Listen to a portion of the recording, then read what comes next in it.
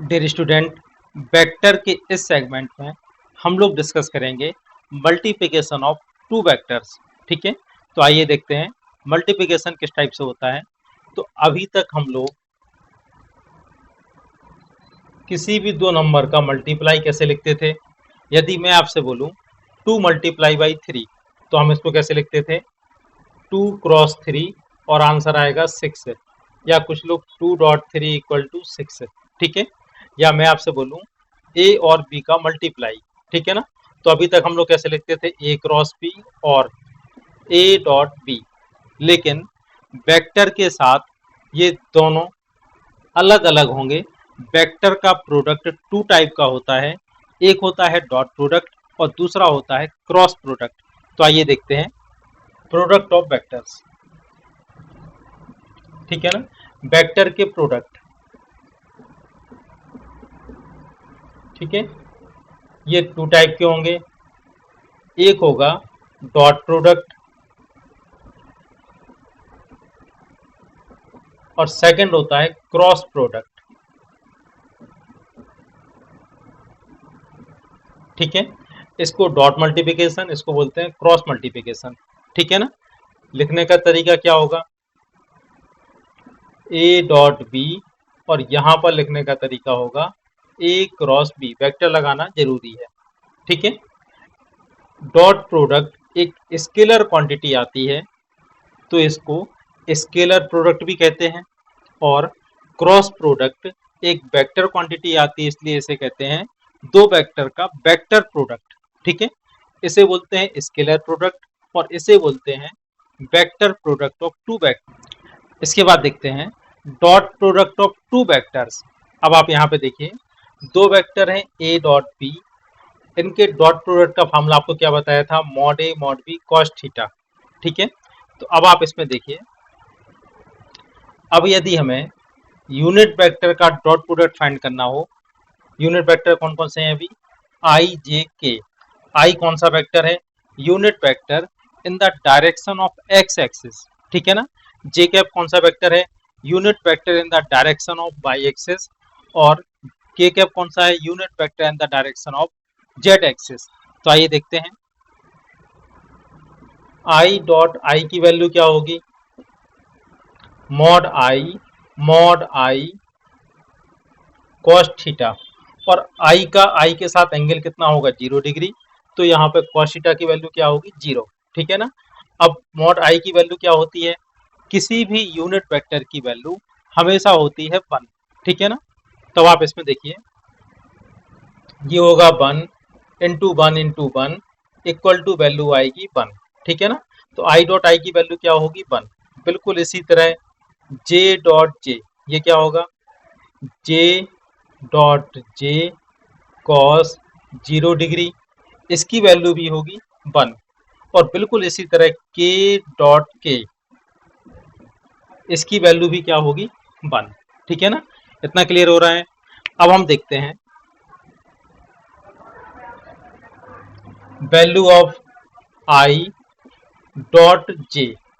ठीक है ना, आई डॉट जे की वैल्यू, तो आप इसमें देखिए ये क्या होगी, आई डॉट जे की वैल्यू होगी मॉड जे कॉस।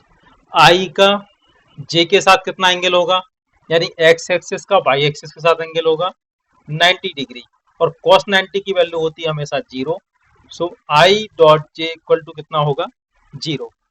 बिल्कुल इसी तरह j dot k equal to भी होगा 0 और के डॉट आई इक्वल टू भी होगा 0। अब आइए इस पर बेस्ड एक क्वेश्चन सॉल्व करते हैं। देखिए, if A equal to 2i plus 3j और b equal to 4i minus 2k, ठीक है, and we have to find A dot p, तो इसको कैसे लिखेंगे, 2i plus 3j dot 4i minus 2k। ठीक है ना, अब जिस तरह से हम लोग पहले मल्टीप्लाई करते थे 2i का 4i के साथ, तो ये कितना होगा 8 आई डॉट आई।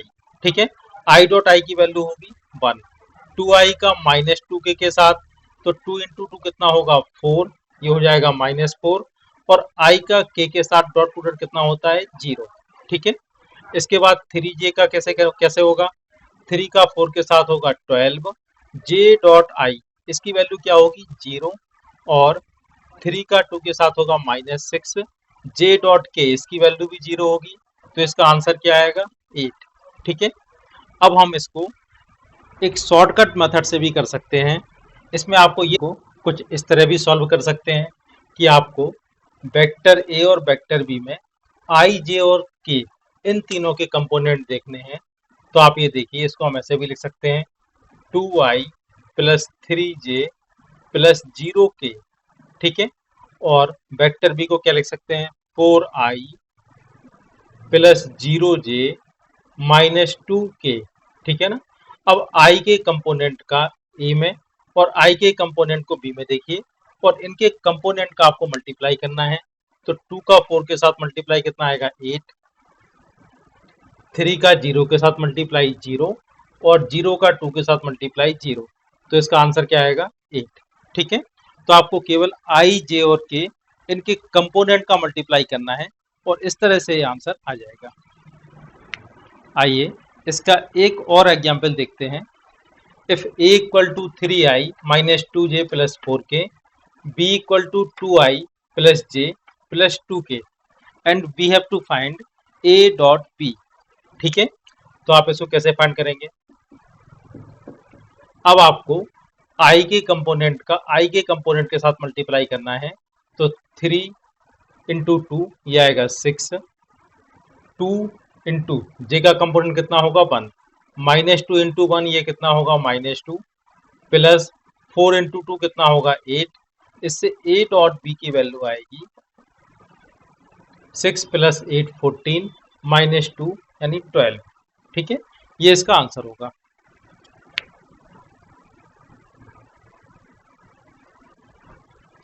अब आप ये देखिए इसका फिजिक्स में कहाँ पर यूज होगा।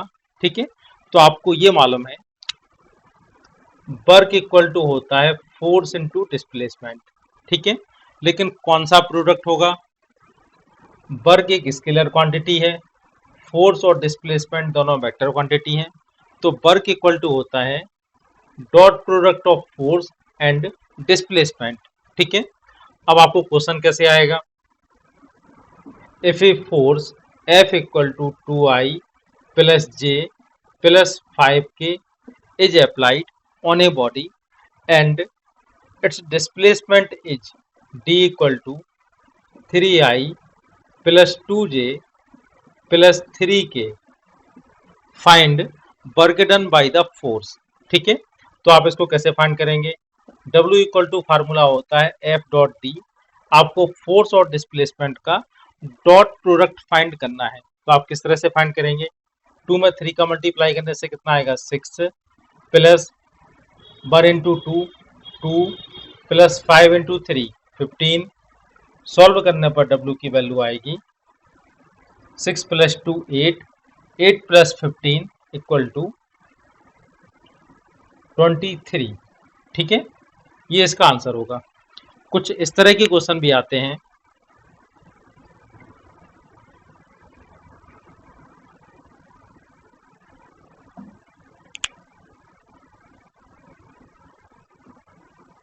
If a force 2i plus 3j plus 2k is applied on a body and body displaced from a point 3i plus 2j plus 3k to I plus j plus 2k, find work done by the force। ठीक है ना, तो ये देखिए हमें force मालूम है और बॉडी कहाँ से कहाँ डिस्प्लेस होती है, इस पॉइंट से इस पॉइंट तक। इसको सिंपल वे में हम ऐसे कह सकते हैं कि अगर कोई body x equal to 2 position पर रखी है और आपने एक फोर्स अप्लाई किया, इससे ये बॉडी x इक्वल टू 5 तक आ जाती है, तो इसका डिस्प्लेसमेंट कितना होगा।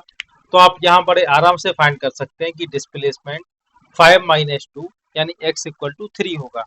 बिल्कुल इसी मेथड का हम यूज करेंगे डिस्प्लेसमेंट को फाइंड करने में। तो आप ये देखिए बॉडी की initial position 3i plus 2j प्लस 3k है और final position i plus j plus 2k है। तो फाइनल में से इनिशियल को माइनस करते हैं तो आता है डिस्प्लेसमेंट। तो आइए सबसे पहले फाइंड करते हैं डिस्प्लेसमेंट। ये क्या होगा, i plus j plus 2k minus 3i plus 2j प्लस 3k। इससे डिस्प्लेसमेंट की वैल्यू आएगी i माइनस 3i, तो ये होगा माइनस 2 आई कैप, j माइनस 2j, तो ये होगा माइनस जे कैप, 2k माइनस 3k, ये होगा माइनस के कैप। ठीक है, अब हमें फाइंड करना है वर्क। वर्क का फार्मूला होता है फोर्स इनटू डिस्प्लेसमेंट। ठीक है ना, तो ये फोर्स है और ये डिस्प्लेसमेंट है। इन दोनों का डॉट प्रोडक्ट फाइंड करना है। तो 2 और माइनस 2 का मल्टीप्लाई होगा -4। ठीक है, 3 और -1, इसका मल्टीप्लाई होके आएगा -3। 2 और -1 ये होगा -2। इससे वर्क क्या आएगा, work equal to 4 minus 3 minus 2 -7 -2 ये हो जाएगा -9 जूल। अगर ऐसा यूनिट की बात करें तो -9 जूल। ठीक है, तो यहाँ ध्यान देने वाली बात यह है कि वर्क पॉजिटिव, नेगेटिव और जीरो कुछ भी हो सकता है। ठीक है ना, अब आप ये देखिए फोर्स W इक्वल टू होगा F और D का, फोर्स और डिस्प्लेसमेंट का डॉट प्रोडक्ट। इसको आप ऐसे भी लिख सकते हो FD cos थीटा। ठीक है, if angle between force and displacement is 90 degree then work will be zero. If we have to find angle between two vector, ठीक है, तो उसको भी हम डॉट प्रोडक्ट से फाइंड कर सकते हैं। We know that A dot B equal to formula होता है mod A mod B cos theta. ठीक है, इससे कॉस थीटा की वैल्यू क्या आएगी,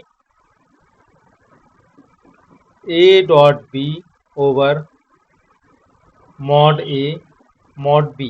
ठीक है, इस फार्मूले का यूज करके हम किन्हीं भी दो वेक्टर के बीच में एंगल फाइंड कर सकते हैं। If A equal to 2i plus j plus 2k and B equal to 3i minus j minus k and we have to find angle between vector A and vector B। तो आप formula देखिए, cos theta का formula क्या होता है, A dot B over mod A mod B। ठीक है ना, तो A डॉट B की वैल्यू कैसे फाइंड कर सकते हैं, 2 इंटू, जैसे अभी तक हम लोग इसको करते आ रहे थे, तो A डॉट B की वैल्यू तो हम लोग फाइंड कर सकते हैं 2 इंटू 3, ये कितना होगा 6, 1 इंटू -1 ये होगा -1 और 2 इंटू -1 ये कितना होगा -2 ओवर मॉड A कैसे फाइंड करेंगे, ये हम लोग पिछले लेक्चर में देख चुके हैं कि मॉड A किस तरह से फाइंड किया जाता है। तो मॉड A क्या होगा, अंडर रूट A के लिए I के कोफिशिएंट का स्क्वायर 4 प्लस 1 प्लस 4। ठीक है ना, और मॉड B क्या होगा, 3 का स्क्वायर 9 प्लस -1 का स्क्वायर 1 और यहाँ भी -1 का स्क्वायर है तो ये भी 1 होगा। इससे cos थीटा की वैल्यू क्या आएगी, cos theta equal to 3 over, यहाँ से आएगा अंडर रूट 9 और यहाँ से आएगा रूट 11। ठीक है ना, 9 में से बाहर आएगा 3, 3 से 3 कैंसिल हो जाएगा, तो ये होगा 1 ओवर अंडर रूट 11। ठीक है, ये इसका आंसर होगा। A equal to 3i plus 2j minus 2k and B equal to 2i minus 2j plus k and we have to prove that A and B are perpendicular to each other। ठीक है ना, हमें ये prove करना है कि A और B एक दूसरे के परपेंडिकुलर हैं। तो आइए देखते हैं, अगर दोनों परपेंडिकुलर होंगे तो इनके बीच का एंगल कितना होगा 90 डिग्री। और हमें ये बात मालूम है A डॉट B का बेसिक फार्मूला क्या था, mod A mod B cos theta. ठीक है, if theta equal to 90 degree cos 90 equal to 0 then A dot B equal to zero. तो कभी भी अगर आपको ये क्वेश्चन आता है कि आपको प्रूव करना है कि दो वेक्टर एक दूसरे के परपेंडिकुलर हैं, तो आपको क्या प्रूव करना होगा, A dot B equal to zero. ठीक है, आइए अब देखते हैं। यदि इस क्वेश्चन में ए डॉट बी की वैल्यू जीरो आती है तो ये प्रूफ हो जाएगा। तो आप ये देखिए, 3 × 2 कितना होगा, 6।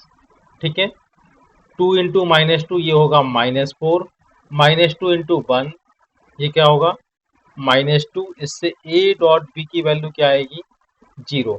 ठीक है, इसका मतलब ये है कि दो वेक्टर एक दूसरे के परपेंडिकुलर हैं। तो दो वेक्टर के परपेंडिकुलर होने की कंडीशन क्या होगी, A dot B equal to zero, then vector A perpendicular to vector B. ठीक है, ये कंडीशन दो वेक्टर के परपेंडिकुलर होने की कंडीशन कहलाती है। ठीक है,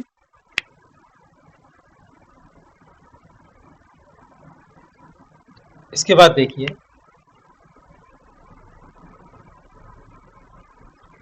अगर हमें किसी भी वेक्टर का स्क्वायर फाइंड करना हो, ठीक है, तो इसको कैसे लिखते हैं, वेक्टर ए का स्क्वायर होगा vector A dot vector A. ठीक है, स्क्वायर में हमेशा क्या लगाते हैं, डॉट। ये बात ध्यान रखिएगा, कभी भी यहाँ पर क्रॉस नहीं आएगा। तो वेक्टर ए का स्क्वायर किसके इक्वल होगा, mod of vector A, mod of vector A cos vector A का उसी के साथ कितना एंगल होगा, 0 डिग्री। कॉस जीरो की वैल्यू होती है 1। तो वेक्टर का स्क्वायर किसके इक्वल होगा, उसके मॉड के स्क्वायर के इक्वल। ये भी एक इम्पोर्टेंट रिजल्ट है जो आपको हमेशा याद रखना है। ठीक है, किसी भी वेक्टर का स्क्वायर उसके मॉड या उसके मैग्नीट्यूड या उसकी वैल्यू के स्क्वायर के इक्वल होगा। तो इसको हम ऐसा भी लिख सकते हैं, vector A square equal to A square. ठीक है, ये बात बहुत इंपॉर्टेंट है। लेकिन इसके बाद ऐसा मत कर दीजिएगा कि आप इसका अंडर रूट ले लें और ये भी अंडर रूट ले लें। तो वेक्टर ए इक्वल टू ए नहीं लिख सकते। ठीक है ना, इस तरह से लिखना गलत होगा। लेकिन वेक्टर ए का स्क्वायर ए के स्क्वायर के इक्वल हो। If A equal to 5i plus x j plus k and b equal to y minus 2j प्लस 3k। ठीक है, if a and b are perpendicular then find value of x। तो अभी वाला हमने देखी है, अगर दो वेक्टर परपेंडिकुलर होते हैं, if A perpendicular to B then vector A dot vector B equal to zero. ठीक है, तो उनका डॉट प्रोडक्ट हमेशा जीरो होता है। तो सबसे पहले इसका डॉट प्रोडक्ट फाइंड करते हैं। तो यहाँ पर i का कोफिशिएंट 5 है, यहाँ पर i का कोफिशिएंट 1 है। 5 × 1 क्या होगा,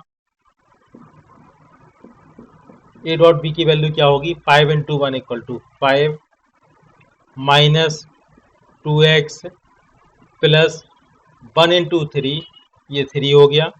5 प्लस 3 क्या होगा, 8।